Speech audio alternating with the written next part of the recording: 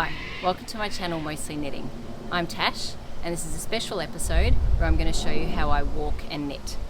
So I've got a project bag that I can easily hold over my wrist, and it's got one longer strap than the other, and you just slide that through there, and I usually have it actually here in the crook of my elbow. I always make sure when I'm knitting something that it's quite small, so less than 100 grams of yarn, and I've got the yarn wound into a center pull ball. So this is a hat and it's a 1x1 rib, so it's a really basic pattern. Stockinette in the round is even better, but a rhythmic pattern where it's 1x1 or 2x2 rib is ideal. So I'll just put the yarn inside, make sure it's coming out the center, and pop that on my wrist, and make sure I have the yarn on the right, because it's quite easy to get it, 1x1 rib looks the same on both sides, so make sure I'm not going backwards, and I'm ready to go. The yarn, it can occasionally get twisted around the bag a little bit, but it's not too hard. You just pick it up and then move it around and it's good to go.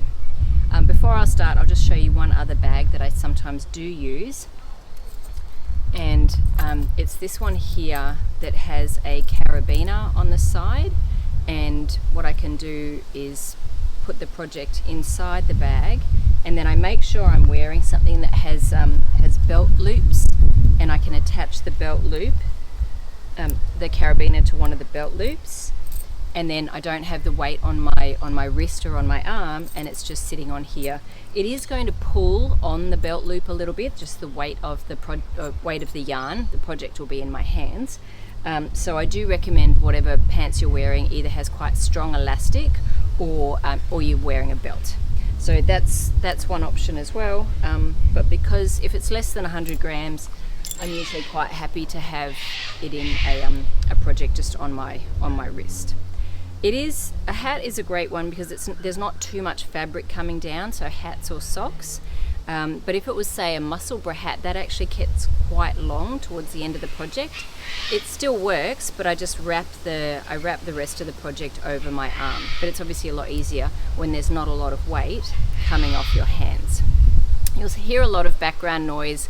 We live in a very bushy area with cockatoos, so hopefully that's not too distracting. I've also got my hat. It's not sunny at all at the moment. It's actually quite late in the afternoon, but I still recommend wearing a hat and putting sunscreen on. But generally at the moment, actually I won't bother with it. It is 7:15 at night here, because it's summer in Sydney.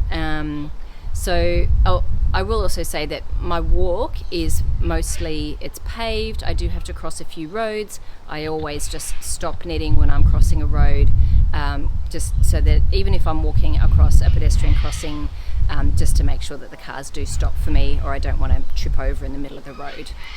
Okay, so let's get going. I can tell that I'm on a knit one to start with, so I'll start there, and every now and then, once I know what I'm doing, I know it's knit one, purl one, and I can feel the purl bumps, so that definitely is helpful. I think if you're doing this for the first time, I'd recommend just straight stockinette, and then every now and then I might need to stop and look down and just check, yes, I'm on a purl, but the main thing is actually being able to knit without looking. So I might stop and occasionally look down, but most of the time I'm looking straight ahead, or I'm looking at the scenery, or I'm looking at the path so I don't trip over.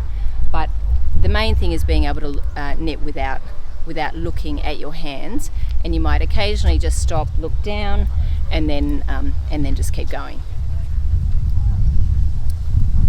So it's 8:15 now, and I've had a lovely walk. It's beautiful and cool at this time of evening, and I've gotten to see some of the Christmas lights from my neighbourhood, and I've made some really good progress on my beanie.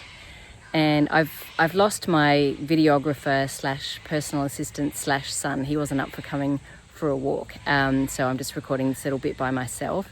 And I know if there's any questions that you have, just feel free to put it in the comments.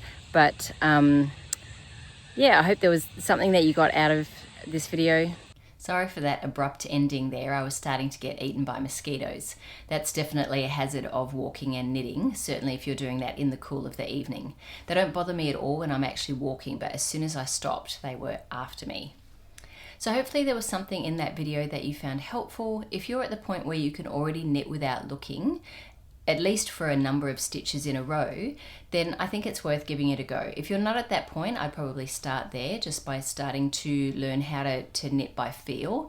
And certainly if you're knitting stockinette in the round, if you can at least feel where the needle needs to go into the stitches, then that's all you have to concentrate on, is actually just making the stitches. So that would be my first walking and knitting project, just stockinette in the round.